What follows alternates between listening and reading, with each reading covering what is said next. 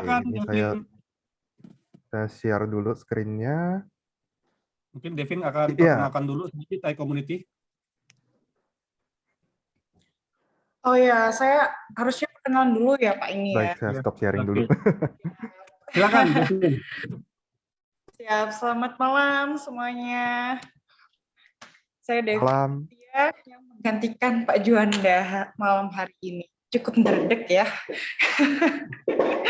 Baik, selamat malam Pak Frederick. Nah, sebelum itu saya harus menjelaskan dulu tentang iCommunity. Nah, bentar, saya share screen dulu.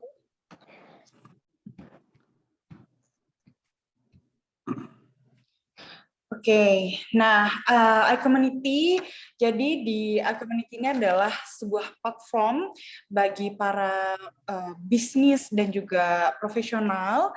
Nah, tagline-nya adalah Share Network, Grow Network. Berbagi relasi, berbesar rezeki. Nah, pada malam hari ini saya akan menggantikan Pak Juanda sebagai moderator. Nah, apa sih iCommunity itu? iCommunity memiliki visi, yaitu platform komunitas pebisnis dan profesional terbesar di dunia. Dengan misinya merangkul komunitas pebisnis dan profesional yang ada, menghubungkan sesama pebisnis dan profesional untuk mencapai tujuan bersama, menumbuh kembangkan nilai-nilai positif yang dapat berkontribusi dalam pertumbuhan bisnis pribadi dan masyarakat. Devin, sebentar. Share screen-nya yang slide-nya nggak kelihatan ya, baru cuma itu doang. Oh, sebentar. Ini di share screen-nya. Ya.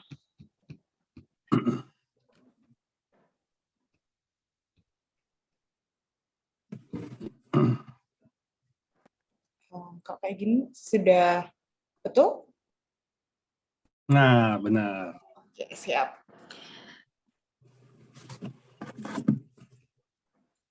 Nah, apa tujuan iCommunity?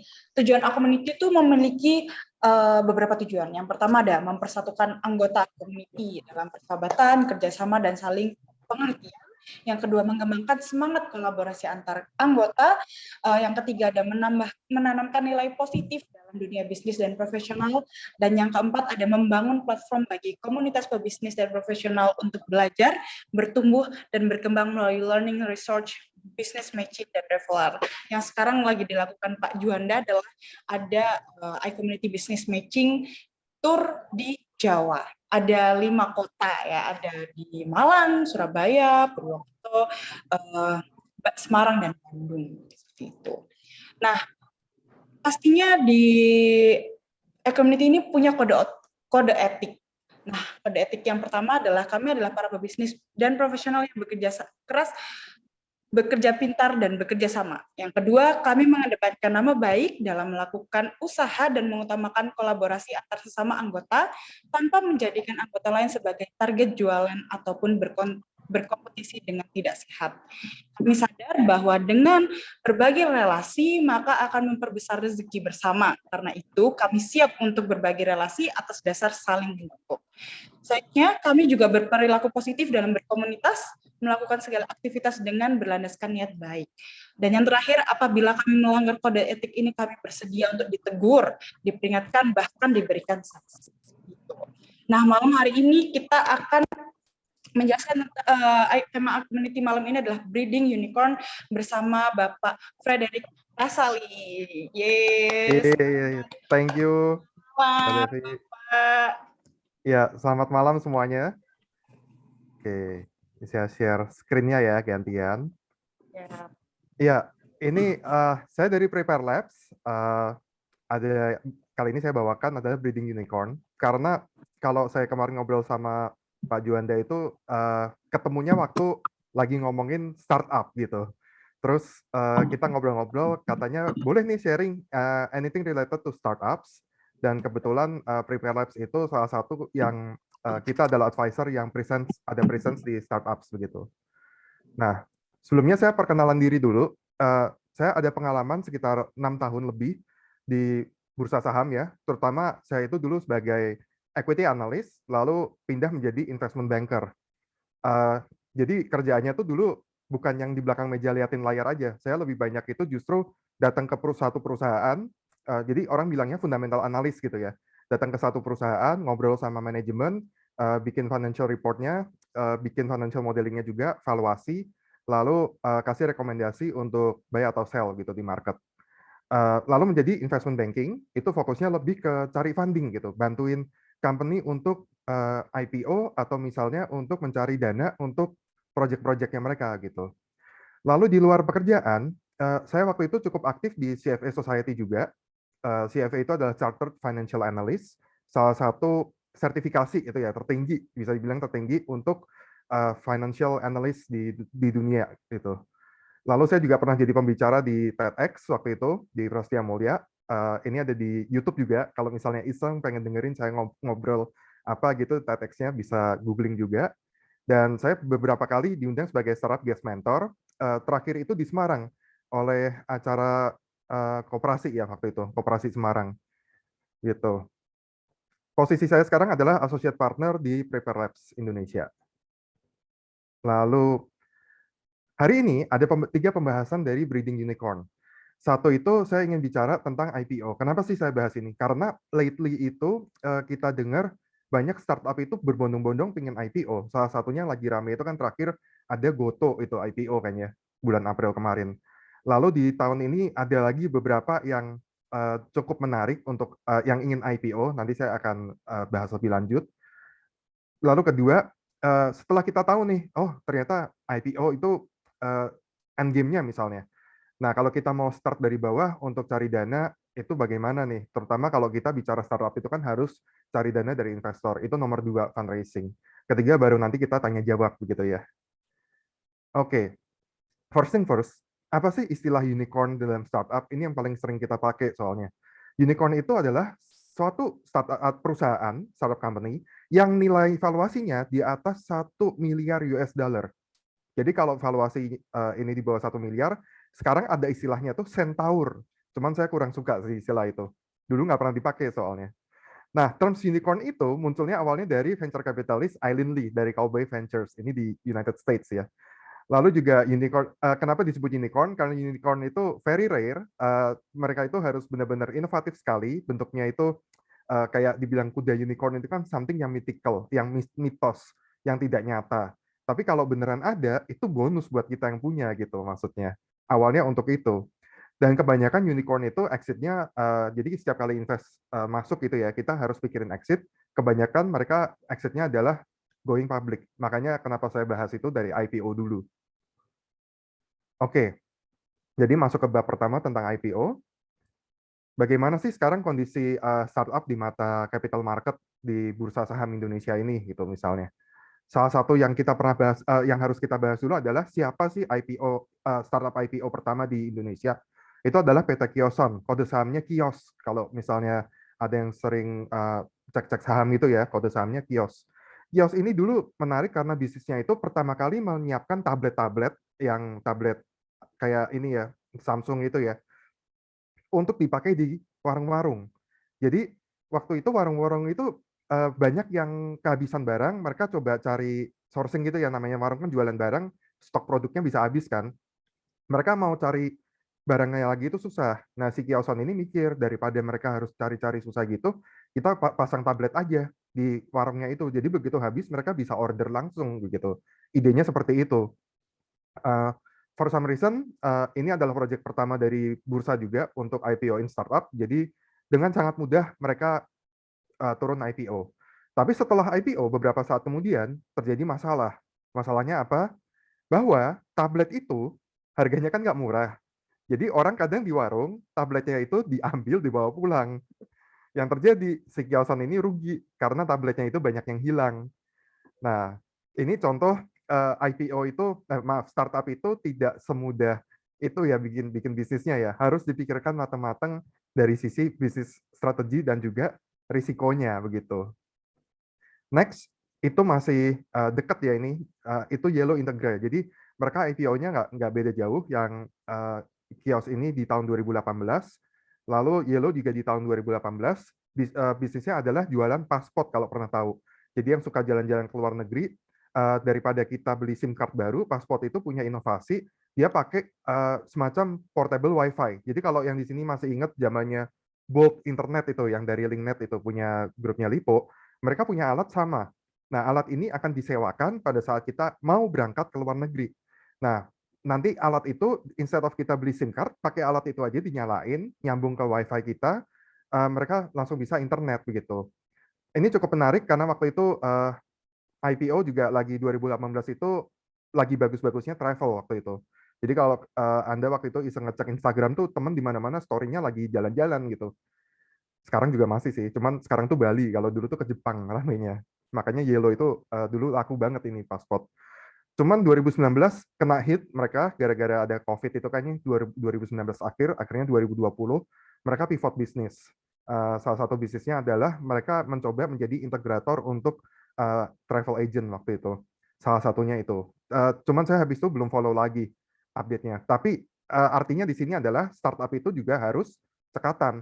Jadi kita kalau udah punya satu produk bagus, tapi ternyata kondisi consequences-nya ini adalah kondisi situasinya itu tidak memungkinkan untuk melanjutkan bisnis itu, ya kita harus berani pivot gitu. Nah, terus mulai makin rame. Kita di tahun 2021 kedapatan unicorn pertama yang IPO, which is Bukalapak waktu itu. Nah, Bukalapak ini sempat rame ya waktu itu, karena ini adalah unicorn pertama yang IPO, dan ini adalah e-commerce, tanda kutip bisa dibilang apps yang semua orang tuh udah kenal. Kalau sebelum-sebelumnya Pasport atau tadi yang kios itu, kita nggak pernah tahu produknya sebagai konsumen. Bukalapak, everyone knows gitu. Jadi ini sangat monumental waktu itu. Lalu yang lebih ramai lagi adalah tahun ini, di mana Goto yang IPO. Nah, perbedaannya adalah kalau dilihat, dana yang dicari oleh Goto itu hanya 1 miliar US dollar.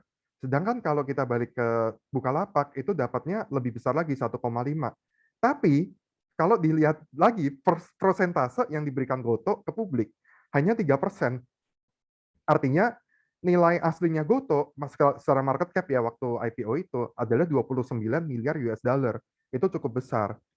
Dan yang menarik adalah Goto ini dibuatnya itu baru di tahun 2021. Namun itu merger dari Gojek dan Tokopedia, di mana Gojek itu dari tahun 2010 dan Tokopedia itu dari tahun 2009 berdirinya. Artinya perjalanan dari pertama kali startup muncul sampai IPO di level unicorn ya, kita bicaranya unicorn, itu bukan 1-2 tahun. Kita bicaranya more than 10 years gitu. We need to build something. Itu yang perlu kita pahami dulu gitu. Jadi kita udah tahu, oh terakhir IPO, untuk kita end ke IPO itu waktunya tidak sesingkat yang kita bayangkan begitu. Nah, apakah Goto juga setelah IPO itu manis? Jawabannya bisa dilihat dari harga sahamnya akhir-akhir ini kurang begitu menarik ya, turun berapa saat gitu kan ya. Tapi kita bicara lagi jangka panjang kalau bicara investasi ya kan. Jadi harga naik turun itu tidak masalah. Nah, next ini yang menarik di tahun ini ada Blibli. Saat ini Blibli itu sudah filing di bursa. Mereka udah mau IPO. Bahkan OJK sudah sempat sebut itu. Jadi saya ambil 2 berita ini dari investor.id. Itu ada bilang kalau Blibli itu di bulan Juni kemarin itu sudah filing ke OJK. Mereka sudah siap IPO. Tapi baru di bulan lalu, Agustus, mereka baru saja kasih informasi kalau mereka akan IPO kalau kondisinya udah tepat. Artinya apa? Kondisi sekarang, ekonomi global itu sedang kurang bagus. Di mana ya kita tahu ada perang itu ya, Rusia-Ukraine, dampaknya itu secara tidak langsung ke kita. Dampak utamanya adalah inflasi. Kenapa inflasi? Karena supply chain kita itu di seluruh dunia raw material itu jadi tersendat. Yang awalnya kita impor gandum itu ya, kan lumayan banyak tuh juga dari Ukraine, sekarang mereka susah. Jadi mereka produksinya berkurang, tidak bisa ekspor, otomatis bicara ekonomi, supply demand, harga naik gitu. Kedua juga minyak. Disrupsi dari apa itu teluk yang di dekat Turki itu juga membuat jalur supply minyak itu jadi lebih susah gitu.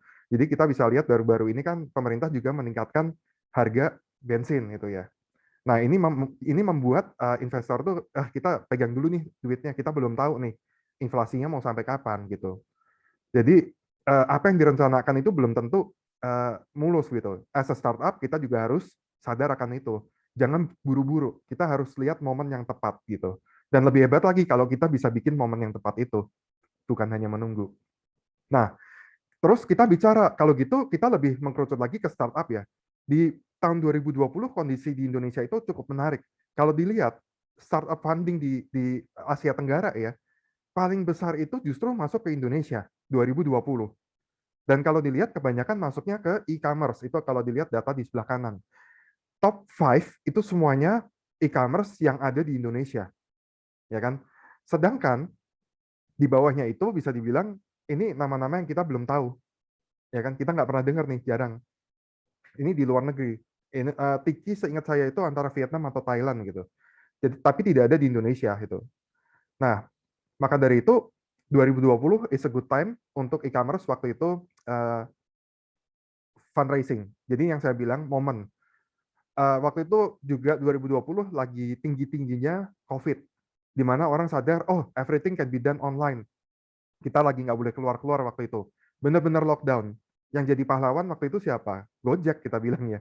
Tiap hari mau beli apa ini tuh biar Gojek yang jalan, pesan makanan Gojek yang jalan.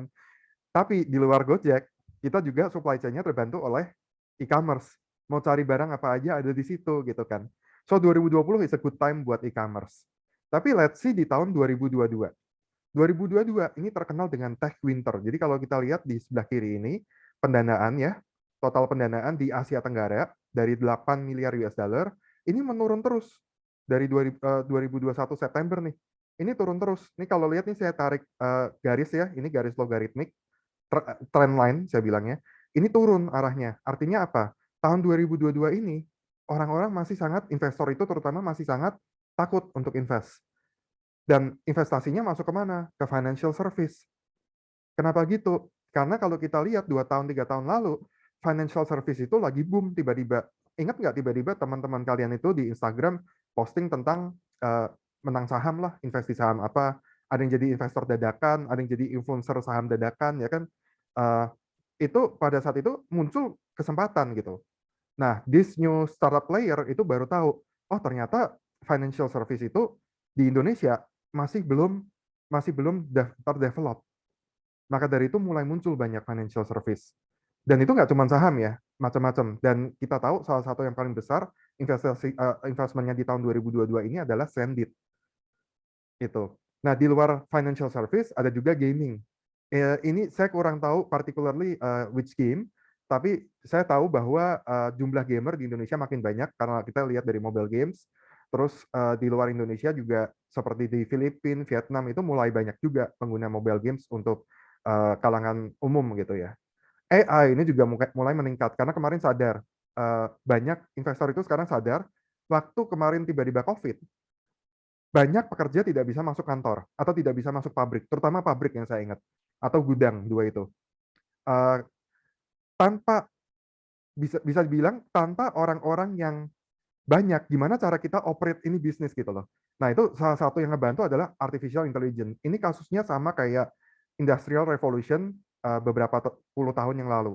Di mana awalnya itu untuk bikin ban kita butuh 5-6 orang, setelah ada mesin, itu kita butuhnya cuma 2-3 orang yang operate gitu, lebih dikit.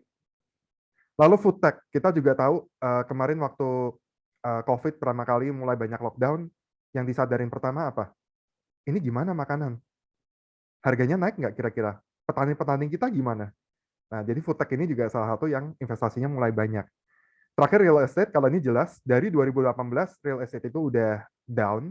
Mungkin kalau di sini ada yang udah sering invest ke real estate, ngerasain waktu itu harganya udah cukup tinggi, terus stagnan, bahkan produk-produk baru, maksudnya properti baru itu ada yang harganya lebih murah gitu, ada yang lebih lebih kecil gitu daripada sebelum-sebelumnya dari developer yang sama.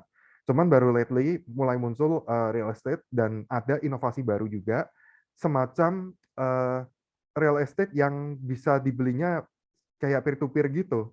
Ini yang saya pernah dengar tuh agak menarik. Ya, next. Nah, kalau kita lihat startup yang IPO di luar negeri gimana terus? Ini kondisinya sekarang. IPO belum tentu ceritanya bagus. Kalau dilihat dari sini semua, banyak merahnya. Tahun 2022 ini. Tapi kalau kita bicara balik tahun 2020, banyak hijaunya. Hijau maksudnya positif ya. Karena waktu itu teknologi lagi bagus gitu. Cuman kalau kita perhatikan di sini, Yang bisa positif, yang harga sahamnya tuh nggak turun dari waktu valuasi IPO-nya. Jadi kalau dilihat dari tabel ini ya, yang ini adalah valuasi waktu IPO, ini adalah market cap. Ini saya ambil datanya kemarin, persis kemarin hari, harga saham mereka dikali total saham yang beredar, itu adalah market cap. Yang masih positif itu dari Pinterest sampai ke McAfee. Kalau dilihat Airbnb ini yang naiknya 300%. Kenapa? Karena Airbnb pada saat 2020 kemarin itu yang turunnya paling banyak justru. Sekarang orang-orang sudah mulai bisa traveling. Makanya Airbnb naiknya paling tinggi. Kedua, Zoom. Ya udah jelas. Kayak kita hari ini aja nggak ngumpul, bisa kumpulnya di sini kan. Itu Zoom juga ada value. Intinya apa? Startup nanti waktu IPO, value berikutnya naik turunnya itu juga diperhatikan dari value yang kita deliver. Maksudnya apa? Dropbox misalnya. Dulu IPO di 9.200 juta US dollar. Sekarang nilainya cuma 7.800. Kenapa? Karena sekarang mulai banyak orang udah balik ke kantor. Banyak yang pakai mungkin produk lain, Google Drive. Banyak saingan. So if you're not delivering value, harganya juga nggak bisa sustain. Orang mau bilang tech winter, ini juga teknologi kok yang bawah ini. Tapi kenapa masih bisa yang lainnya nggak survive, yang lainnya bisa survive? Karena value-nya sekarang masih ada gitu. So it's easy to prepare buat IPO, tapi setelah IPO itu justru ada perjalanan lagi yang lebih panjang begitu. Jadi startup bisa saja kita aim-nya IPO, tapi juga pikir setelah IPO mau apa gitu. Ya, itu dari segi IPO-nya. Sekarang kita masuk lebih dalam. Gimana sih langkah-langkah sampai ke IPO-nya gitu. Jadi kita tadi udah tahu nih dunia IPO-nya kayak apa. Sekarang langkah-langkah dari startup sampai ke IPO gitu ya. Pertama, kita kalau punya bisnis itu mikirin dari punya idenya dulu. Dari ide, ini nggak ada nilai ide. Kita harus mulai implementasikan ide. Setelah kita mulai implementasi, baru sadar. Misalnya, saya Frederick punya kelebihan di keuangan. Tapi saya punya kelemahan untuk programming atau marketing misalnya. Waktu saya bikin produk, saya punya pikiran misalnya, saya ingin bikin peer-to-peer lending khusus untuk pendanaan misalnya orang kalau traveling ke luar negeri gitu misalnya. Nah, saya mikir, saya pengen punya apps, tapi saya nggak punya keterampilan untuk bikin teknologi itu, untuk bikin programming gitu. Jadi saya akan antara saya hire orang kalau saya punya dana, kalau tidak punya, saya akan ajak teman saya yang bisa programming menjadi co-foundernya. Dari sini artinya apa? Kalau punya startup, paling penting nomor satu adalah core timnya. Tim Anda sudah mencukupin belum fungsi dari produk yang ingin Anda bikin atau service yang ingin Anda berikan gitu. Berikutnya, baru mulai pendanaan. Oke, udah dapat ide, udah dapat timnya, kita mau produksi. First time kita harus dapat dana dari family and friends. Ini paling aman. Kenapa? Ada istilah investasi itu 3F. Friends, family, and fools. Fools-nya bodoh gitu. Tapi saya nggak suka pakai ini. Karena kesannya family and friends masa disamain sama fools gitu kan ya. Tapi intinya, kalau sampai bisnis Anda aja nggak dipercaya sama teman, nggak dipercaya sama keluarga, orang lain masa mau percaya sih gitu, ya kan? Ini tapi of course kalau bicaranya di dunia orang barat. Kalau kita Asia kebanyakan orang tua memang susah percaya sama kita sih. Tapi anyway, you get the idea. Orang terdekat dulu yang kita harus yakinkan gitu. Terus dari sini apa? Kita proof bahwa produk kita itu bisa konsisten. Jadi di sini muncul yang namanya MVP, Most Viable Product. Dari situ setelah dapat MVP, kita bisa mulai jualan, baru kita minta seed round. Nah, seed round ini ketemu sama venture capital yang kayak misalnya 500 startup, atau mungkin angel investor gitu. Dari situ kita meningkatkan skala produksi kita. Jadi kata kuncinya adalah scalability. Kita mau menaikkan skalanya. Dari sana udah mulai stabil nih, oh produksi bisa berkembang, market juga ketemu, ada istilahnya product market fit itu ya.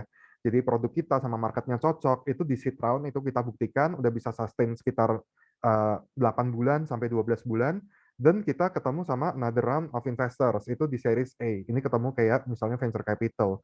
Tujuannya apa? Misalnya mau meningkatkan marketingnya. Ini peningkatannya harus lebih besar daripada seed round. Kalau dilihat value-nya ya, nih lihat nih, value-nya di sebelah kiri, dananya naiknya 10 kali lipat. Artinya apa? Kita harus bekerja juga lebih keras lagi 10 kali lipat. Dengan cara apa? Capital. Capital nggak cuma dana, tapi juga teknologi, juga dengan human capital. Perbanyak itu semua di series A. Dari situ baru kita perbesar lagi company-nya. Jadi korporasi. Mungkin kita mau melakukan inovasi secara misalnya vertikal. Jadi kita bisa misalnya tadi produksi, let's say aplikasi saya kan tadi misalnya untuk kasih dana ke traveling gitu ya. Kita sekaligus bikin travel agent-nya sekalian. Kita sekaligus siapin apa itu transportasinya juga misalnya. Itu vertikal bikin usahanya berkembangnya vertikal gitu. Kalau horizontal kita bisa bikin bisnis lain yang masih bersentuhan. Misalnya kalau tadi aplikasi travel, saya bikin juga bisnis lain yang misalnya berkaitan dengan fotografi gitu. Nanti kalau orang lagi traveling, kita tawarin sekalian nih fotografinya gitu. Nggak berhubungan di supply chain-nya, tapi masih berhubungan dalam satu tema. Itu horizontal. Nah, sampai makin besar, kita baru nanti masuk ke series B, series C. Dan sekarang itu kalau nggak salah, yang terakhir Gojek itu udah series G ya kalau nggak salah, sebelum IPO. Nah, terakhir baru kita kepikiran misalnya, kita udah nggak tahu lagi nih inovasinya apa, kita mau maintain aja, kita perbesar market share, baru masuk ke IPO. Biasanya begitu langkah-langkahnya. Nah, next. Terus step by step-nya ya, tadi kan ide baru itunya. Sekarang step by step benerannya, ini saya ambil dari websitenya bursa, lalu warnanya saya cuma ganti.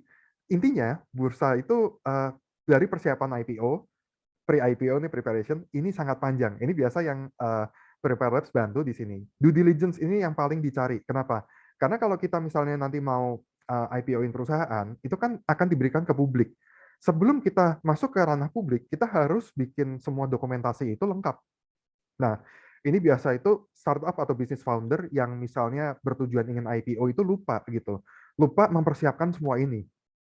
Misalnya, saya pernah ketemu kasus itu saya tanganin, perusahaan IPO, mereka itu nggak punya PT, jadi cuma CV. CV mau IPO itu nggak boleh. Syaratnya harus ada PT dan PT-nya minimum 3 tahun. Nah, itu case yang agak susah juga waktu itu saya handle. Itu di due diligence. Kedua juga misalnya saya pegang company-nya bagus, tapi ternyata perpajakannya belum beres. Nah, itu juga harus dibereskan dulu. Ini semuanya berkaitan di sini semua. Lalu nggak cuma itu, dari sisi kepatuhan kita udah dapat, yang begitu kedua yang penting adalah kita marketingnya.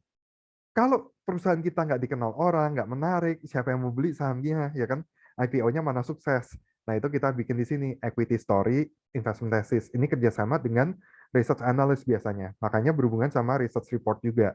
Di sini tujuannya adalah supaya research analyst itu mengkomunikasikan value-value dari perusahaan itu terhadap investor secara umum. Biasanya muncul ada di IPO research report begitu. Nah, itu dari preparation. Setelah ini semuanya sudah siap, baru turun ke bursa ini, registrasi.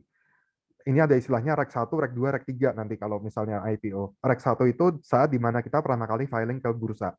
Setelah bursa setuju, kita persiapan REC 2. REC 2 itu kita akan di-challenge sama bursa.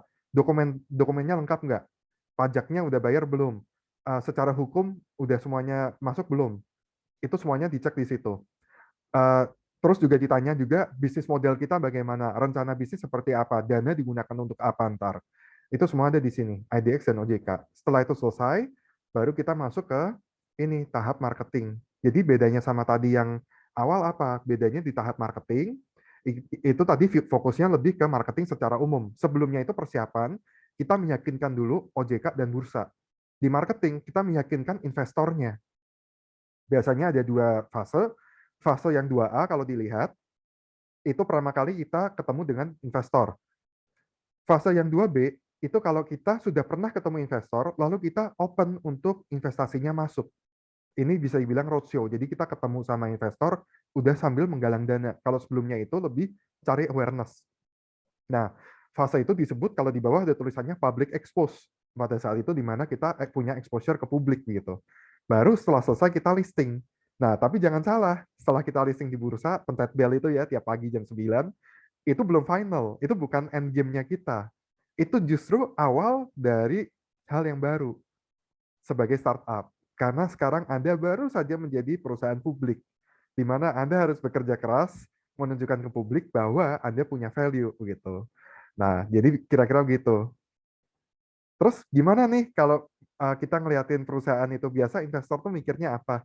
Nah, kalau kita bicara dari capital market ya, dari saham itu, yang dilihat ada 4 nih approach-nya. Pertama itu dari discounted cash flow, itu dilihat dari dana itu arus kasnya seperti apa, kita tarik ke hari ini nilainya berapa.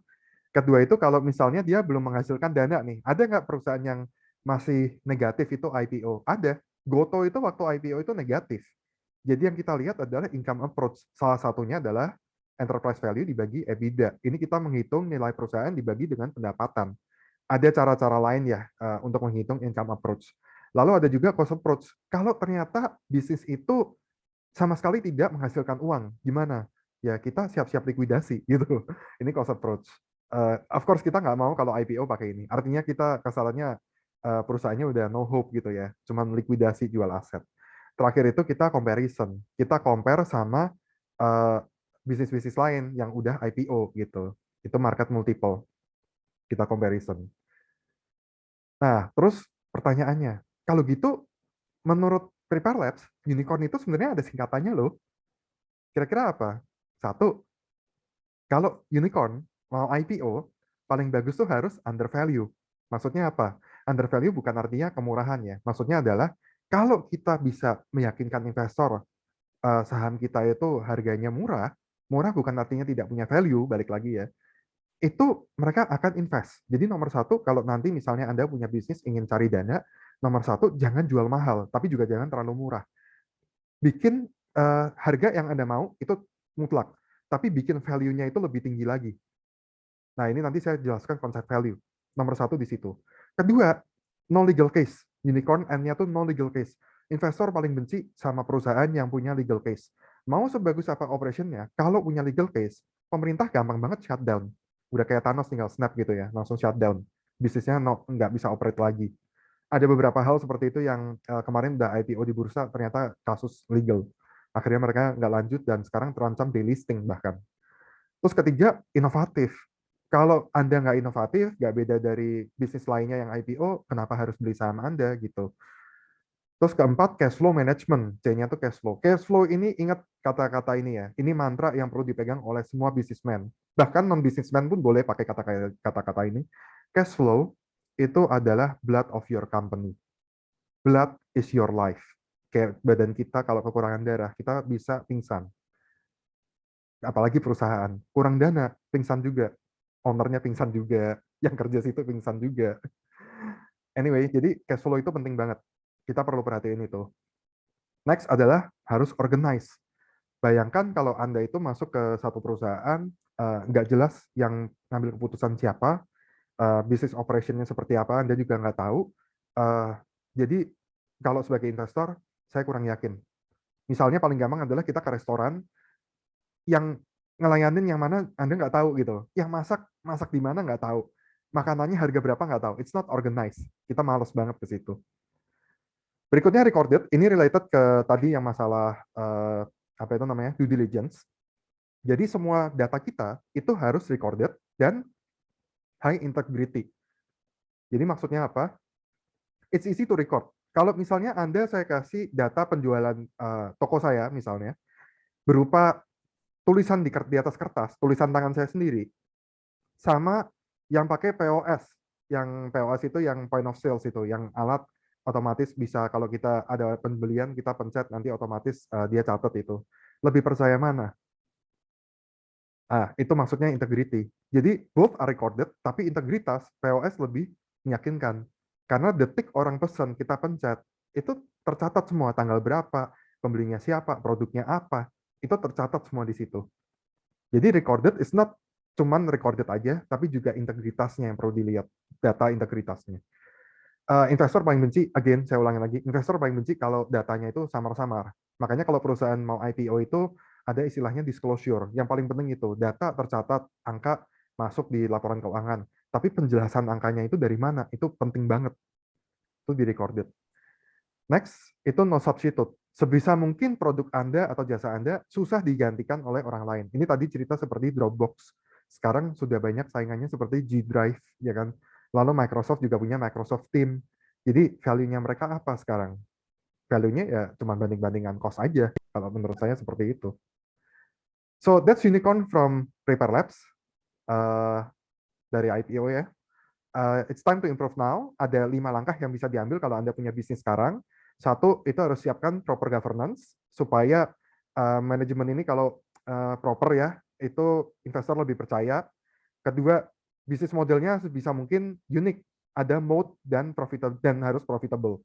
Mode itu kalau bayangin adalah kastil itu ya, kastil.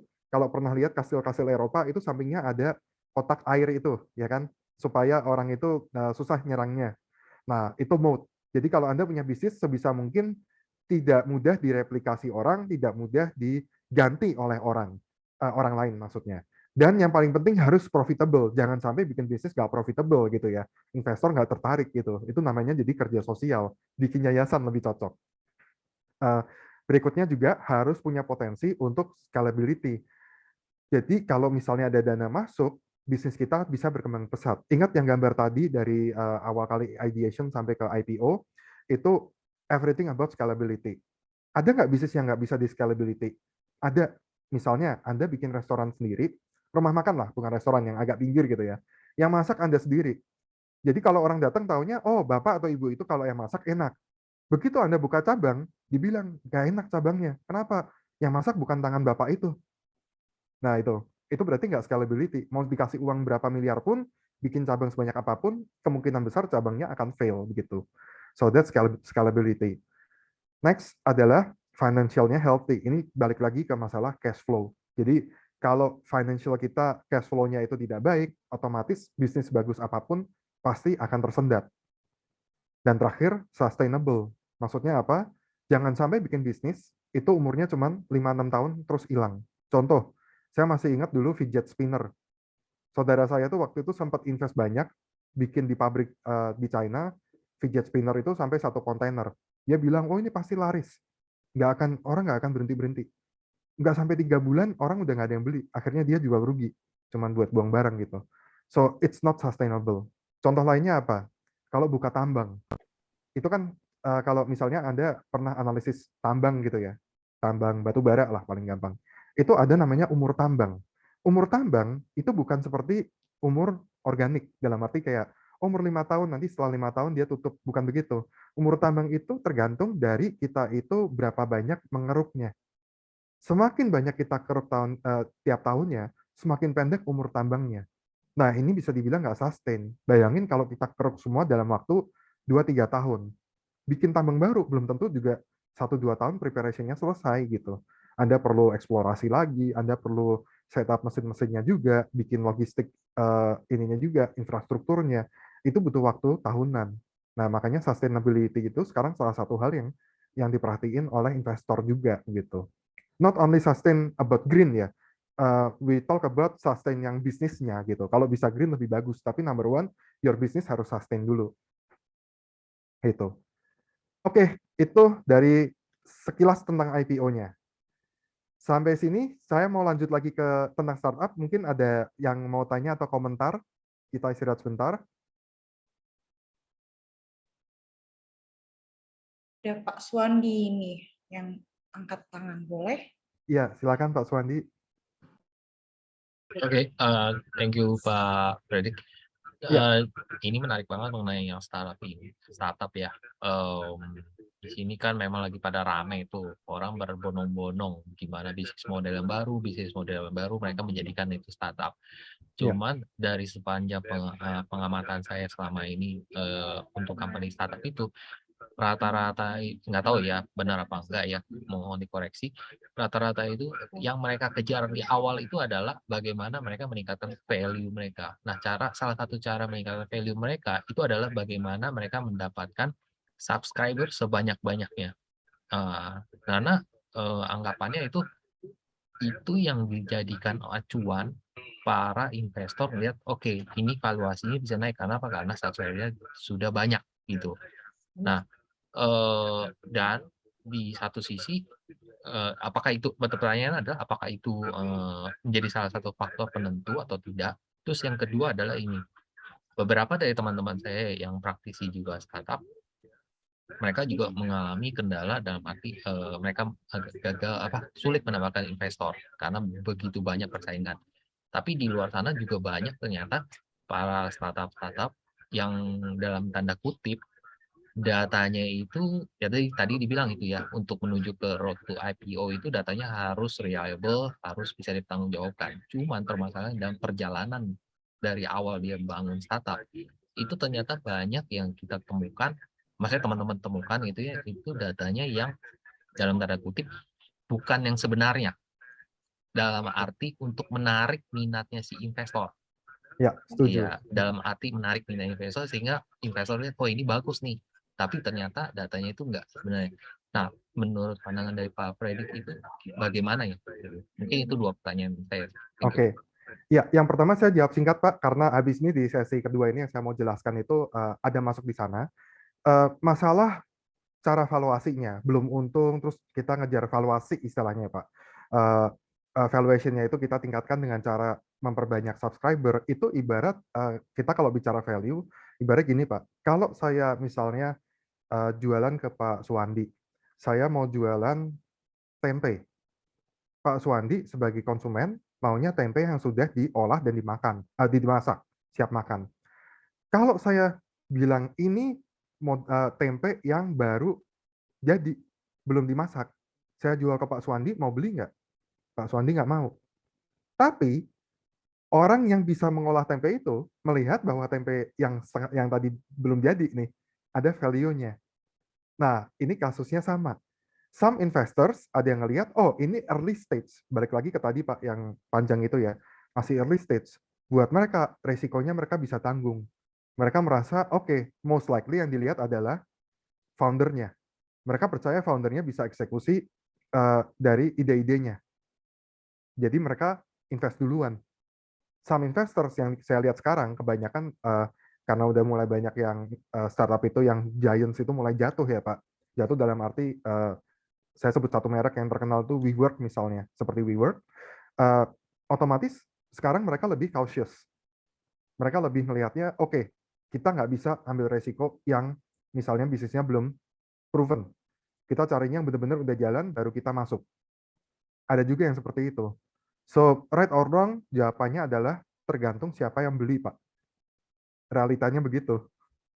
Kedua, masalah data, ya saya setuju, Pak. Banyak yang memang bisa dibilang inflate data. Tapi di satu sisi makanya ada namanya due diligence. Due diligence itu kita pakai pihak-pihak profesi tertentu, seperti misalnya public accountant, atau kalau punya tim sendiri Pak, biasanya venture capital itu punya tim sendiri, untuk datang dan ngecek, betul nggak sih datanya seperti itu. Misalnya Pak, kalau kita bicara industri ya, pabrik gitu, pabrik, Bapak tahu misalnya ada pabrik kertas misalnya, sehari itu bisa produksi 20.000 plat kertas misalnya.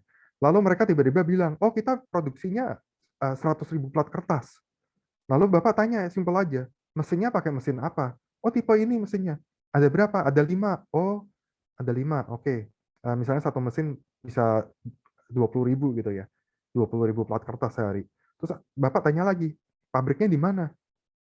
Nah, begitu mereka sebutin, misalnya menurut Bapak ini nggak make sense, size ukuran pabriknya segini, tapi mesinnya bisa 5, kayaknya nggak make sense, nggak masuk akal. Jadi produksi nggak mungkin bisa segitu. Pun kalau bisa, berarti dia mungkin ambil dari pihak ketiga, maklon gitu, white labeling. Itu ditanya lagi. So, this is due diligence, Pak. Makanya kenapa investor itu sebetulnya tidak cepat untuk masukin dana. Tapi kalau misalnya bicara tadi mengganti data gitu ya, tidak sesuai dengan kenyataan dan investor masuk, saya rasa investor kemungkinan besar sudah tahu dan mereka melihat value-nya di luar itu. Ada juga seperti itu, atau memang investornya tidak hati-hati gitu. Tapi yang saya tahu adalah semakin sophisticated investor itu, biasanya mereka bisa lebih mudah memvalidasi data tersebut. Kita di Prepare Labs biasanya membantu investor, terutama venture capital, untuk memvalidasi data itu, Pak. Make sense nggak? Terutama proyeksinya. Supaya valuasinya itu make sense gitu. Ya, kira-kira itu Pak Suwandi. Ya. Oke, satu lagi ada Pak Ian ya itu. Habis ini kita move ke second session. Ya. Pak Ian boleh di-unmute? Malam Pak. Ya, malam Pak Ian. Saya mau tanya, silakan Mbak. Sukses story-nya yang dipegang Prepare Labs itu apa ya Pak perusahaannya Pak? Oh, kalau Ini tadi nama, maaf Pak, kalau kalau nama kami tidak bisa disclose, karena kami ada disclosure agreement ya, non-disclosure agreement. Tapi saya bisa sebutkan ada industri perikanan, itu sukses masuk ke series B. Makanya nanti di second session ini ada penjelasan di situ. Lalu juga ada beberapa yang saya tahu mereka belum fundraising, tapi yang terakhir itu antar pemegang sahamnya itu bingung dana kelebihan ini mau direinvestasikan atau mau dibagikan untuk dividen. Itu perusahaan food and beverages startup juga. Itu kami bantu untuk bikin financial modelingnya.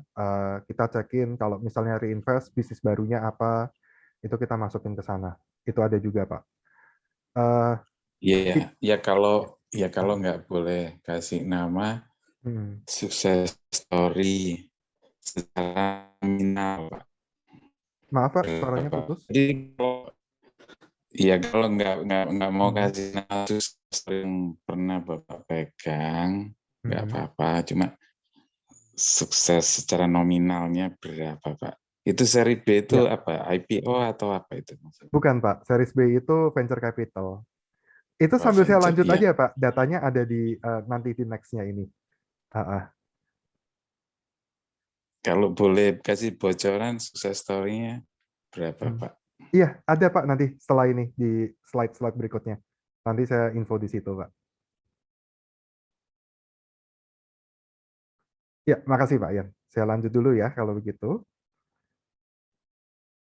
Oke, nah kita lanjut ke level startup lagi. Jadi tadi turun ya kita dari awal IPO, persiapan IPO, sekarang kita mulai nih start dari startupnya dulu. Gimana sih cara fundraising?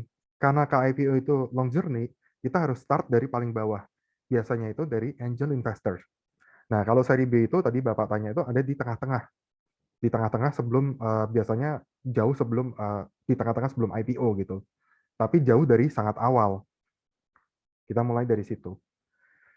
Nah, sekarang gimana sih bikin apa itu namanya startup itu interesting buat investor? Ini kan tadi sesuai dengan pertanyaannya Pak Suwandi. Gimana caranya cari funding? Kok kayaknya ada yang datanya dibuat-buat bisa dapat, ada yang jujur susah banget carinya.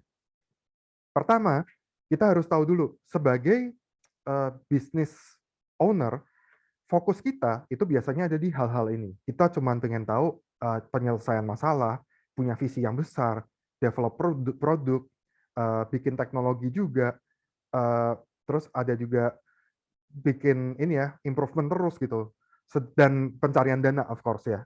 Tapi kalau saya sebagai investor, yang ingin saya cari apa? Satu, saya ingin cari market sizing-nya. Anda punya bisnis itu, marketnya sebesar apa? Jangan cerita ke saya tentang operation. Saya udah lihat, your operation is already running gitu. Cerita ke saya seberapa besar Anda bisa berkembang.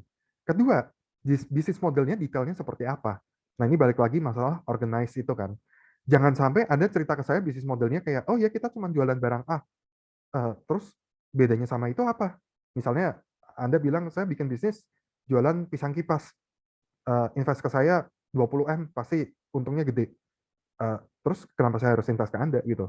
Harus lebih detail. Misalnya bilang, oh supply side dari suppliernya aman, kita punya tempat sendiri, petani-petaninya kita yang pegang semua, misalnya seperti itu. Sampai ke pembelinya juga kita ada, misalnya ada perjanjian gitu. Mereka harus beli selama 5 tahun ke depan misalnya. So it's detailed gitu.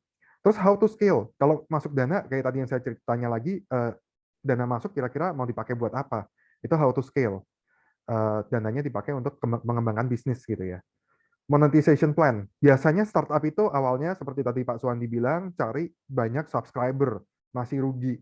Nah, mereka punya nggak plan buat make money? Jangan sampai cuma cari subscriber terus nggak make money gitu. Ini masih masuk dalam bisnis plan, bisnis model. Itu investor pengen tahu juga. Valuasinya. Jadi nggak masalah nyari dana berapa, tapi juga bicara valuasinya. Legal issues yang tadi saya bilang. Paling nggak suka kalau ada legal issue. Gimana pajaknya? Jangan sampai kita invest terus ternyata ngutang pajak lah, atau pajaknya kurang efisien gitu. Jadi waktu kita ngitung ternyata dananya kurang waktu masuk. Seperti itu. Nah, Jadi kalau bikin bisnis plan atau bisnis model, kita bisa ikut dari Sequoia. Sequoia itu salah satu venture capital ya, termasuk yang besar. Mereka punya 10 step di sini, tapi yang diperhatikan, ini pasti standar udah tahu dari awal. Dari company purpose, bikin perusahaan itu punya tujuan apa, problemnya apa, solusi apa, ini standar. Tapi yang biasa orang lupa adalah di bagian bisnis model dan di bagian financial. Dua hal ini jangan terlalu simple. Your idea boleh simple, tapi waktu penyampaian jangan too simple. Waktu penyampaian harus dijabarkan. Kenapa kalian tuh bagus gitu. Kalau kita mau pergi ke satu tempat, itu kan bisa dengan mudah cerita, ya pokoknya kita jalan mau makan gitu. Tapi kalau ditanya, kenapa harus cari tempat makannya di sini gitu? Spesifik ya. Nah itu seolah-olah kita menjelaskan seperti itu terhadap investor. So that's business model, dan financials juga, kita minta dana, tapi kalau keuangannya aja berantakan, dalam arti kita nggak tahu keluar masuknya uang kita kemana, market kita juga investasinya kita masukin mau kemana, marketer kita gitu misalnya mau ambil marketnya seperti apa kita nggak tahu, investor juga kurang suka. Dan sebisa mungkin seperti yang dikatakan di sini di grup North Star, jangan sampai cuman teori saja, tapi juga yang paling penting praktek. Makanya kembali juga ke tim awalnya gitu ya. Nah, berarti artinya setelah kita tahu, kita harus punya goal dulu nih. Goalnya apa? Kita harus punya entry strategi sebelum bikin bisnis, dan exit strategi. Entry strategi itu waktu kita tadi bikin perusahaan. Tujuannya apa perusahaan ini? Selain cuma make money ya, pasti ada yang lain. Kalau make money, you can do anything else gitu. Nggak harus cuma bikin bisnis. Kenapa harus bikin bisnis? Let's say, oh saya suka dari kecil misalnya masak. Suka masak bikin bakmi misalnya. Lama-lama ya saya tahu nih bakmi yang enak bener, teman-teman bilang enak sama enggak tuh kayak apa. So I believe saya bikin bakmi itu bisa dijual ke kalangan umum. Bukan restorannya tapi bakmi bahan bakunya gitu maksudnya. Bisa jual ke umum. Misalnya seperti itu. That's the entry. Exitnya gimana? Mau IPO kah? Pertama kali pabrik bakmi yang IPO misalnya. Enggak sih, pertama udah ada si IJBP itu yang bikin Indomie ya. Tapi ini let's say bakmi yang levelnya itu lebih ke bakmi lamian gitu misalnya. Itu exit-nya dipikirkan. So, everything is about dari awal kita siapin strateginya. Artinya apa? Kita harus punya bisnis strategi dulu. Bisnis modelnya itu seperti apa, strateginya seperti apa, dari customer kita harus siapin, target customer kita kayak apa, produk apa yang masuk ke customernya, operation kita gimana, terus strategi go to marketnya gimana. Udah tahu target market, udah tahu produknya, gimana cara temuin mereka yang benar. That's go to market strategy. Dari situ kita bisa ensure the company buat secara efektif dan efisien mencapai targetnya seperti itu. Tentunya setelah bisnis strategi itu kita penuhi, kita juga butuh financial strategy. Menurut Philip Kotler, kalau tahu itu ya, bilang kalau segala sesuatu yang bisa kita ukur, itu kita bisa kita kontrol. Seperti perusahaan, kita mengukurnya itu menggunakan financials. Salah satunya kita punya KPI bulanan. Lalu kita juga memanage cash flow. Kita juga memiliki dana yang cukup gitu ya, potensi dana yang cukup, pendanaan yang cukup, supaya nanti kalau kita berkembang itu rencana pengembangan bisnisnya tidak terhambat. Yang ujung-ujungnya bisa digunakan untuk peningkatan skala bisnis, peningkatan working capital, membayar operation expense juga ya, dan juga cash flow management supaya gaji nggak telat gitu. Terus misalnya inventory masuk juga kita bisa bayar tepat waktu. Nah, semua ini akan memberikan, financial strategy ini akan memberikan pandangan terhadap investor yang lebih jelas akan bisnis kita. Begitu, jadi. Nah, biasanya pendanaan itu cocoknya dari awal sampai akhir itu sama siapa aja. Ini tadi yang masih awal ya, R&D itu sama family, balik lagi. Ini masih produknya masih coba-coba, kita belum ketemu MVP, most viable product. Lalu setelah ketemu, bikin masuk ke inkubator. Ini ketemu sama inkubator-inkubator, jadi startup kita baru ketemu sama angel investors. Selesai angel investors, kita take off, kita mulai masuk ke series A misalnya, itu masuk ke startup fund atau venture capital ini ya. Terus ini naik terus sampai nanti akhirnya mature. Nah, mature itu terserah ujung-ujungnya mau apa, mau kita maintain aja, bagi dividen, mau exitnya lewat IPO, mau dijual ke perusahaan lain lebih besar, atau mau digabungin nih kayak Gojek sama Tokopedia atau digabungin juga bisa seperti itu. Artinya apa? Pada saat mencari dana, Anda harus tahu, ini balik ke pertanyaan Pak Suwandi tadi, Kalau investor itu kita harus tahu tipe-tipenya. Ada angel investors very early. Ini yang mungkin itu Pak Suwandi yang tadi masalah data-datanya itu nggak sesuai. Angel investors ini bisa biasanya yang terjebak. Mereka mungkin punya dana tapi nggak punya experience di investment sebelumnya atau nggak ada advisor. Jadi mereka bisa aja yang penting kelihatannya bagus invest gitu. Ini di angel investor. Incubator sama accelerator ini levelnya lebih tinggi lagi di mana biasanya bisnis udah mulai ada dana ada produk gitu ya, baru mereka ada pendanaan dan sekaligus dikembangkan secara strateginya, manajemennya gitu. Lalu ada financial investors, ini adalah investor yang hanya masuk dana saja. Mereka mengharapkan return. Kalau strategik, selain dana, mereka masuknya juga termasuk teknologi dan resource lainnya. Misalnya, mereka juga kenalin ke network-nya. Mereka juga kenalin ke portfolio company lainnya yang bisa disinergikan. Itu ada di strategic investors. Lalu terakhir ada juga grant. Grant ini adalah bisa dibilang dana yang diberikan dari pemerintah gitu ya. Biasanya kalau kayak Go Green gitu, lebih ke sosial, itu dapatnya grant gitu. Nah, tapi dari semua investor itu lebih suka ada pitch deck yang menjawab 3 pertanyaan ini, which is bisnis modelnya seperti apa, profitability-nya, path-nya seperti apa. Oke, pertama nggak untung nih, ujungnya gimana biar bisa untung, terakhir ada valuasinya. Dari situ baru kita bisa tahu investor mana yang cocok untuk perusahaan kita gitu. Dan dana yang masuk ada 2 macam, ada equity, ada juga debt. Kalau equity itu saham. Saham itu berarti ambil kepemilikan. Tapi cara masuknya pun ada 2, ada yang langsung beli direct ya. Jadi misalnya perusahaan nggak TBK pun itu sahamnya bisa dibeli dengan cara pergi ke notaris, mengeluarkan saham baru, berapa biaya yang masuk, dana yang masuk, nilainya berapa, itu bisa dianggap sebagai direct equity. Indirect equity ini kalau misalnya ada istilahnya convertible debt. Jadi saya kasih utang sekarang, tapi nanti utang ini bisa saya tukar jadi saham. Anda nggak usah balikin pakai dana. Saya tukar jadi saham. Itu indirect. Nah, kalau debt ya ini ada macam-macam, tapi intinya sama. Kita pinjam uang, terus nanti kita balikinnya pelan-pelan gitu. Itu debt. Tanpa menghilangkan kepemilikan kita gitu. Bedanya di situ. Jadi kalau nanti Anda punya bisnis ingin fundraising, Prepare Labs itu biasa juga bantu antara decision apa kita sebaiknya ambil equity atau debt. Nah, kalau tadi sukses story salah satunya kita juga pernah bantu salah satu perusahaan yang lagi bingung waktu itu mau IPO atau enggak ya gitu. Perusahaannya cukup besar, size-nya revenue udah sampai 2 triliun rupiah per tahun. Habis itu ngobrol sama owner, saya bilang, Pak, IPO tujuannya apa? Biar dapat dana aja sih. Saya lihat laporan keuangannya ternyata masih belum pernah ada utang ke bank sebelumnya. Saya bilang, Pak, jangan buru-buru IPO, ngapain?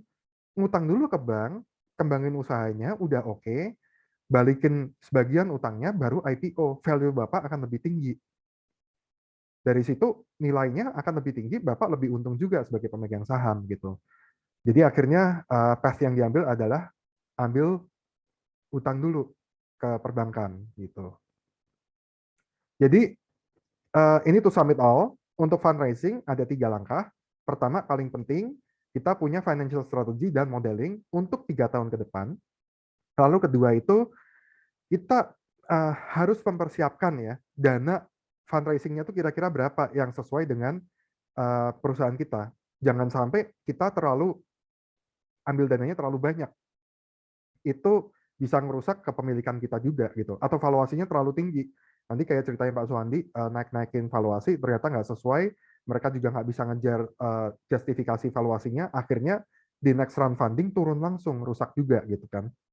Nah, setelah itu semua, kita masukin ke dalam investor pitch deck ini supaya nanti kalau ketemu investor, kita punya deck itu siap gitu ya, dibaca oleh investor. Mereka langsung lihat, oh ini data yang saya butuhkan, oh ini informasi yang saya butuhkan. Kita nggak perlu dari awal ceritain lagi gitu. Itu adalah pitch deck. Tujuannya adalah supaya investor itu paham bisnis Anda dalam waktu sekitar 15 menit at most gitu. Karena investor itu setiap hari bisa dapat 100 sampai 200 penawaran. Gitu. Oke. Jadi perkenalan lagi dari Prepare Labs. Prepare Labs ini adalah consulting house. Kami itu fokusnya di financials and valuation ya. Dan kami ada di 2 tempat, ada di Indonesia dan juga di Singapura. Singapura oleh partner saya Bu Vanessa, di Indonesia ada saya juga. Nah, ini yang tadi ditanyakan oleh Pak Yan. Kami pernah bantu di Series B, itu sekitar dananya yang pasti di atas 20 juta US dollar, Pak. Itu. Klien kita ada di total ada 70, ya, lebih 70 lebih. Yang successfully funded ada 7. Pertanyaannya, kok bisa cuma 7? Yang lainnya kenapa nggak funded gitu? Karena jawabannya tidak semua klien itu tujuannya untuk cari dana. Kebanyakan itu ada juga yang udah mau cari dana setelah kita advice ternyata memang belum siap. Jadi belum bisa dapat dana. Mereka harus fokus efisiensi bisnis atau juga membuktikan nih gimana caranya angkanya itu sesuai sama projection-nya mereka gitu. Ada juga yang klien itu datang cuma untuk optimisasi saja, optimisasi mereka punya keuangan. Tadi misalnya marginnya kok selalu rendah, gimana caranya bisa meningkatkan gitu. Ternyata waktu kami buka laporan keuangannya, ternyata ada produk-produk yang dijualnya rugi gitu. Ternyata sama perusahaannya bilang, oh ini nggak bisa jual, nggak bisa stop jual Pak gitu. Kalau mau jual barang lain yang untung harus paket sama barang rugi ini. Akhirnya saya bilang, oke, berarti bisa dong diatur maksimumnya berapa persen yang rugi dijual sehingga margin kita bisa kita set gitu misalnya. Nah itu salah satu yang klien yang pernah kami handle. Jadi tidak semuanya masalah fundraising. Dan of course kami ada kolaborasi dengan beberapa instansi ini, termasuk ada SMDV, Sendit, itu kemarin saya ketemu sama Pak Juanda ya di acara Sendit juga. Ada banyak juga venture capital lainnya, termasuk Angin juga ada. Jadi Prepare Labs termasuk ada di dalam environment startups ini. Ya, kira-kira itu. Jadi silahkan Q&A sessionnya.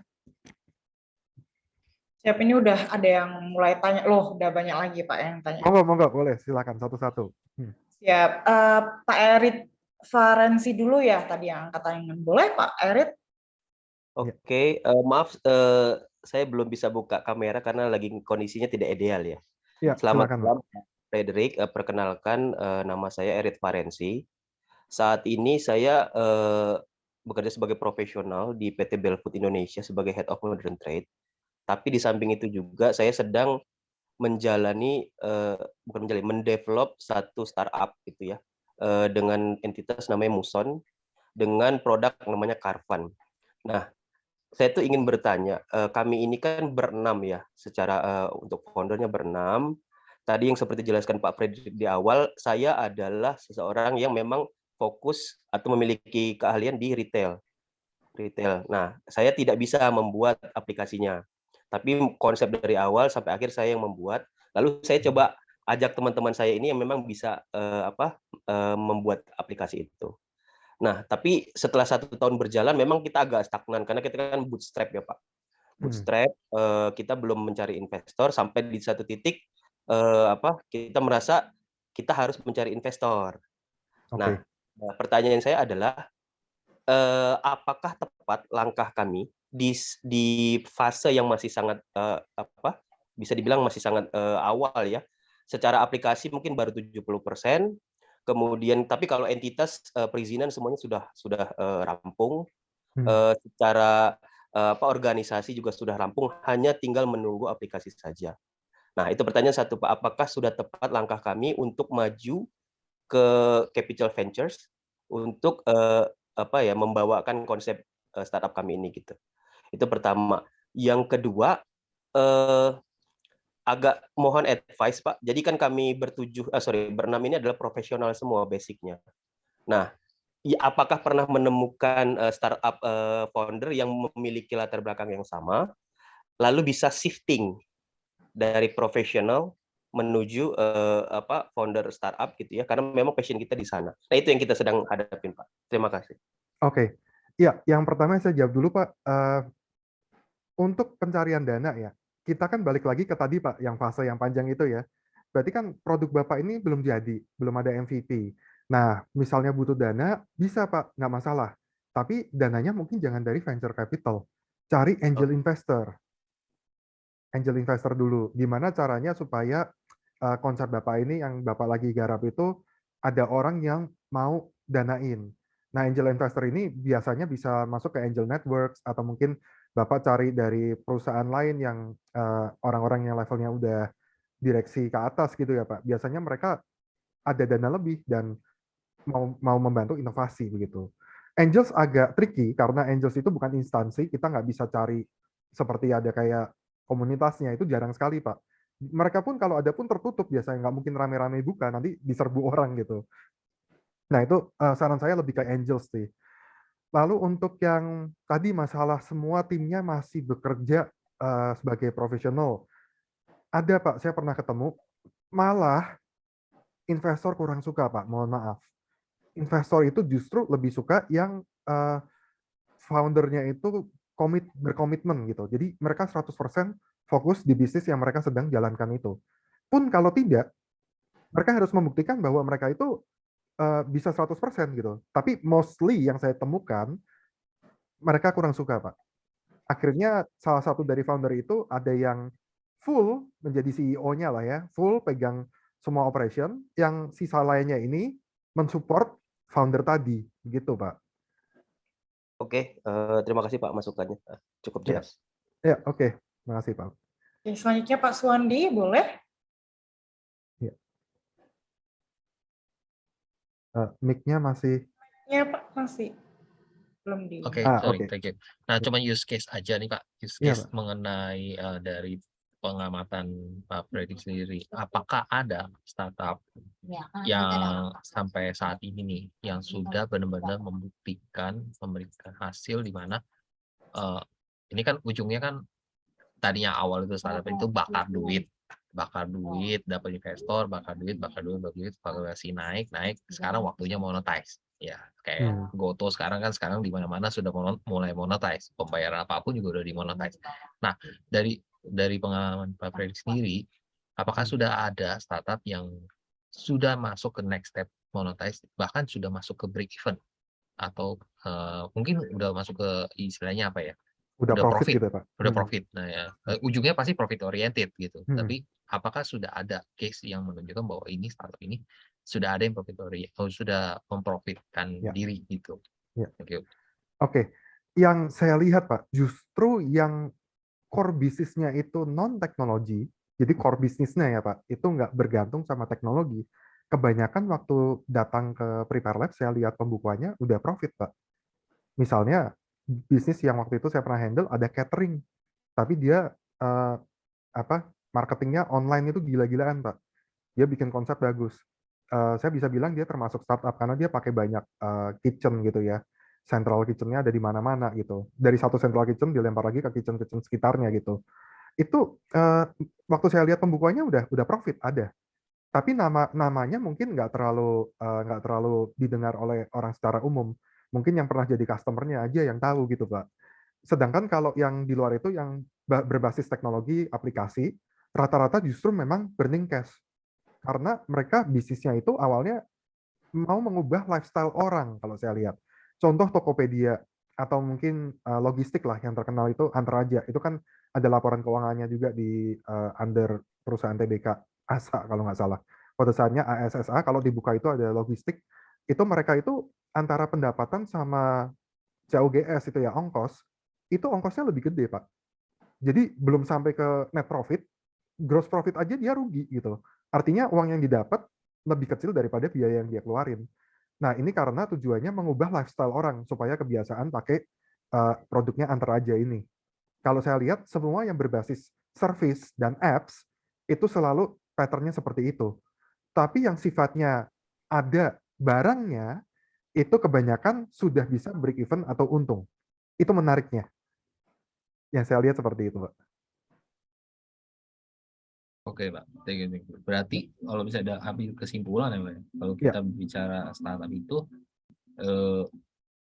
lebih baik kita memfokuskan untuk yang hal-hal yang istilahnya jangan ke financial service lagi ya Pak. Betul nggak seperti itu? Karena kan kalau financial ini butuh waktu yang lebih panjang untuk menjadikan dia profit kan? Yes and no, Pak.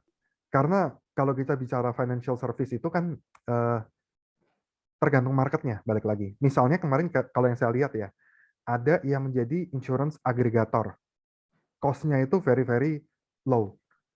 Dan mereka dapat reference fee dari situ. Kedua, ada yang juga jadi, agen penjual reksadana, Aperdi itu. namely Bibit. Namanya Bibit tuh salah satunya. Mereka kan juga dapat profit dari situ. Awalnya low cost gitu. Investment masuk, mereka cuma yang penting marketing aja, tingkatkan service. Itu bisa juga Pak masuk seperti itu. Yang jangan itu apabila Bapak sendiri dari awal belum yakin gimana cara monetize-nya. Kondisi seperti ini investor mungkin takut ya untuk mensupport yang ide-ide baru dan berisiko gitu. Oke, Pak. Thank you. Ya. Oke. Lanjut yang lainnya? Lanjut, ini ada yang di chat ya Pak, ada beberapa. Wah ini tapi Boleh. mepet sebetulnya. Jadi dijawab dengan cepat aja ya Pak ya. Boleh. Oke, ada Bu Evelyn dari Electron.com. Pak, maaf sebagai orang awam ingin bertanya, kenapa yang kalau gagal boleh tahu, kalau yang sukses nggak boleh ya Pak? Dampaknya apa ya? Apakah takut diambil investor lain yang terkait pendanaan tadi, investor? Terus ada dari Bu Anita, punten Pak Fredrik, mohon izin tanya, kalau nggak mau fundraising lewat VC atau IPO, apa masih perlu beresin financial modeling dan valuasi juga? Ada dari Bu Monica, Pak, kalau baru mau mulai bikin startup financial service, sekarang apakah sudah terlambat? Ya, ini saya udah baca, saya bantu jawab ya. Okay. Pertama, buat Bu Evelyn, saya singkat aja Bu, iya, kebanyakan yang sukses itu mereka takut kalau ada. Jadi gini, sebagai orang yang punya bisnis, itu tidak selalu bahagia diinvest oleh seseorang. Ada beberapa investor yang mereka takut masuk. Saya nggak perlu sebut nama, tapi misalnya ada perusahaan gede dan terkenalnya apapun yang dibawa dia tuh tiran begitu ya. Apapun dipegang dia tuh harus ikut caranya dia. Nah, mereka takut juga investor-investor yang seperti ini masuk. Jadi sometimes caranya mereka untuk dapat investor juga pelan-pelan. Kalau gagal perlu cerita, kenapa? Biar dapat info dari sekitar lu gagal karena apa sih gitu. Lu harusnya gini, lu harusnya gitu. Nanti kita bisa bikin bisnisnya lagi gitu. Berikutnya buat Bu Anita, kalau misalnya tadi ya masalah kalau nggak mau funding dari VC sama IPO, perlu nggak beresin financial? Jawabannya iya. Kenapa? Misalnya ke bank, itu pengalaman dari saya terakhir, ada project perusahaan gede nggak jadi IPO, mereka mau ke bank itu diminta data, termasuk ada proyeksinya, termasuk ada detail-detailnya. Tapi di luar itu pun it's good to have. Kalau kita punya financial modeling dari kita sendiri sebagai pebisnis itu, at least kita tahu ukurannya dari bisnis kita itu apa yang perlu diperhatikan. Penjualannya, misalnya produk apa yang harus kita fokuskan penjualannya, ongkos mana yang harus kita kecilkan. Kalau kita mau ekspansi butuh dana berapa, itu semua kita bisa measure lewat financial modeling gitu. Semakin kita punya financial modeling, semakin gampang kita bicara dengan instansi yang nantinya ujung-ujungnya bisa membantu kita jangka panjang gitu ya. Terus berikutnya kalau mau bikin startup financial service sekarang apakah terlambat? Nah ini persis seperti pertanyaan Pak Suwandi. Jawabannya bisa terlambat kalau kita mengikuti apa yang sudah trending. Kita harus bikin inovasi baru, jangan cuma ngikutin gitu. Jadi kalau kita kepikiran ide baru yang belum ada di market, boleh kita bikin. Tapi kalau udah ada, let's move on. Kita cari inovasi yang lainnya di sektor lainnya gitu. Ada lagi Pak Jonathan nih ya, konsultan bisnis untuk area startup yang masih blue ocean di bidangnya terkait dengan agrobisnis dan maritim. Saya suka agrobisnis maritim itu menarik menurut saya. Saya salah satu yang suka food technology sih, karena di masa depan, kalaupun semua teknologi atau misalnya sistem perbankan itu failing, hancur gitu ya, yang namanya makanan itu sangat penting. Semua kebutuhan dasar itu kan dari agrobisnis sama maritim ini. Jadi investasi ke sana menarik. Berikutnya ada dari Joe, perusahaan konvensional bisa dikembangkan menjadi perusahaan model startup. Bisa, tapi again, kalau kita perusahaan konvensional mau jadi startup, definisi startup itu apa sih? Sebetulnya sama kayak perusahaan rintisan, konvensional juga rintisan. Hanya yang membedakan adalah kecepatan scalability-nya. Saya sendiri punya bisnis, sudah jalan 3-4 tahun, impor miniatur gitu ya, untuk hobi, orang koleksi. Sekarang cukup besar juga, mulai berkembang gitu ya, udah jadi distributor, dulunya cuma toko retail. Tapi kalau ditanya apakah itu startup, jawabannya enggak, karena saya tahu ada dana masuk, belum tentu saya bisa meningkatkan skala penjualannya, begitu. Ya, berarti sudah, ada lagi baru, Dominic. Apakah perusahaan non-tech dilihat dan iya, VC dan, jadi gini pertanyaannya, VC dan venture capital tuh mau nggak invest di perusahaan non-teknologi?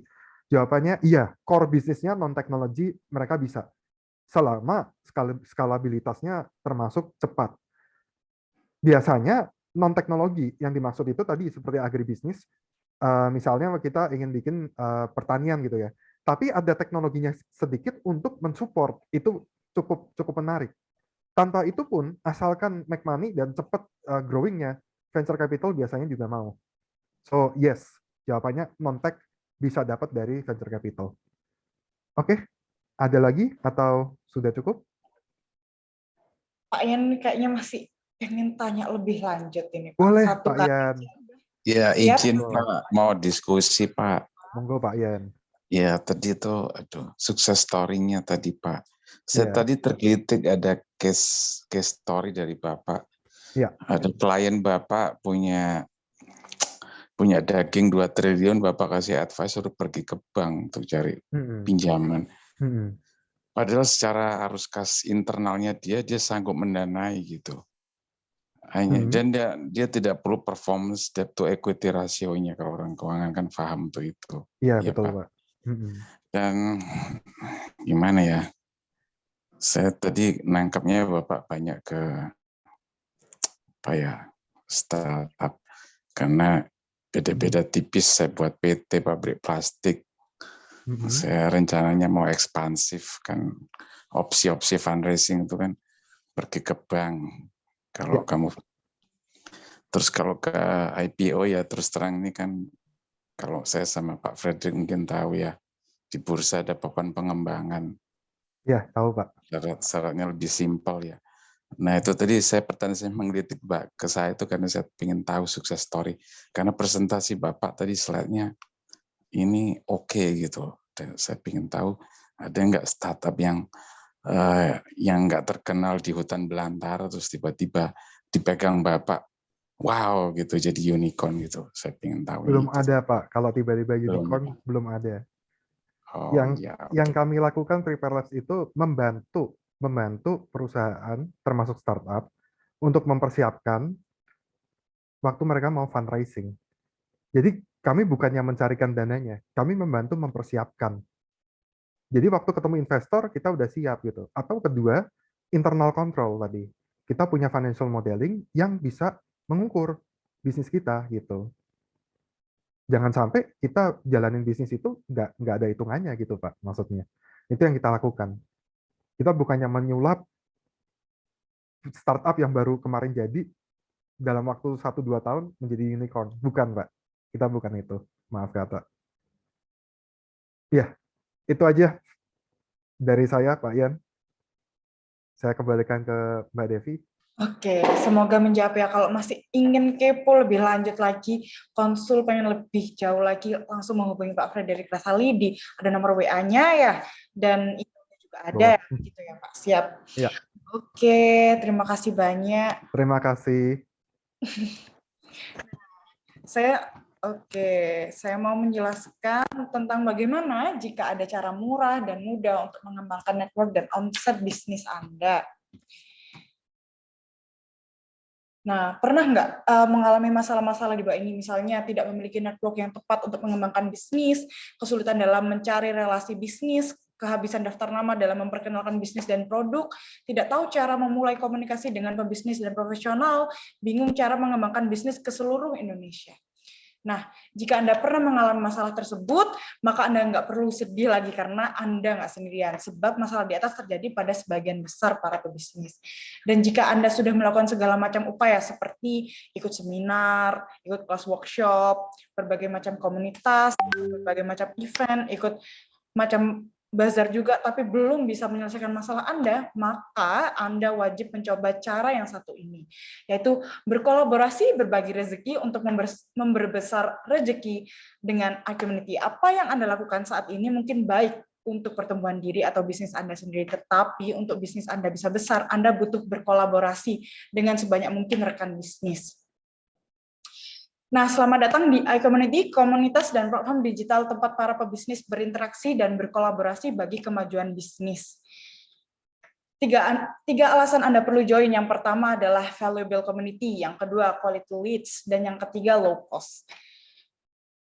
Valuable community-nya ada access networking, access learning, access contributing, terus kalau quality leads-nya ada leads ke customer baru, leads reseller baru, leads customer retention.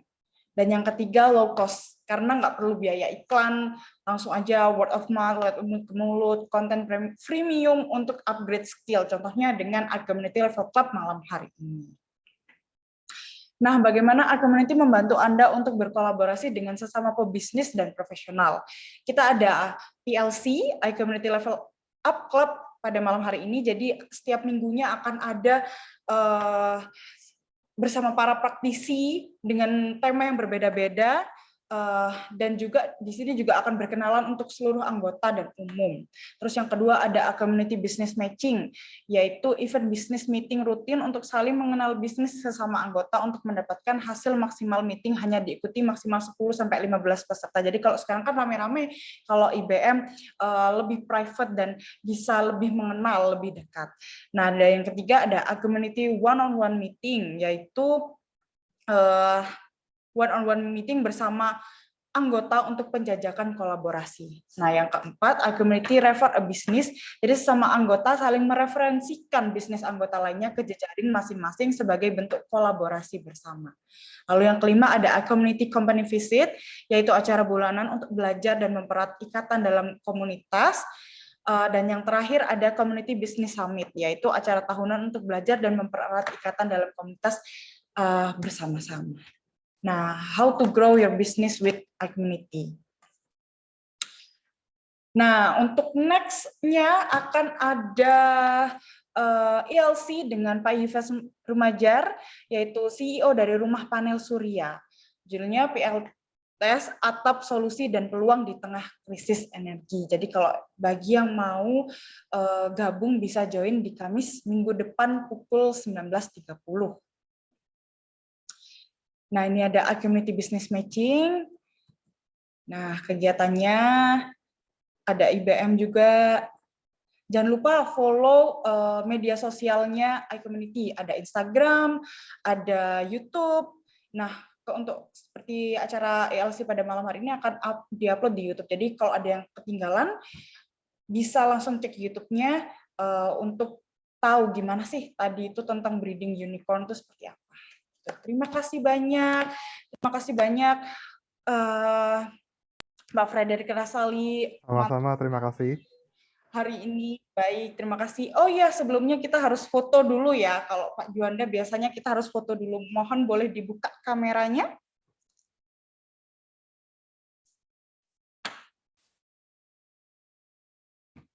Baik, oke, kita foto ya. 1, 2, 3. Oke, siap. Next, lagi 1, 2, 3. Oke, terima kasih banyak Bapak Ibu. Sampai kita bertemu di ELC selanjutnya. Oke, Thank you Pak Frederick, Pak Juanda. Thank you semua. Thank you Bro Juanda. Kita kumpul-kumpul lagi. Thank you Pak Freddy. Siap. Ya, sampai ketemu semua. Ya.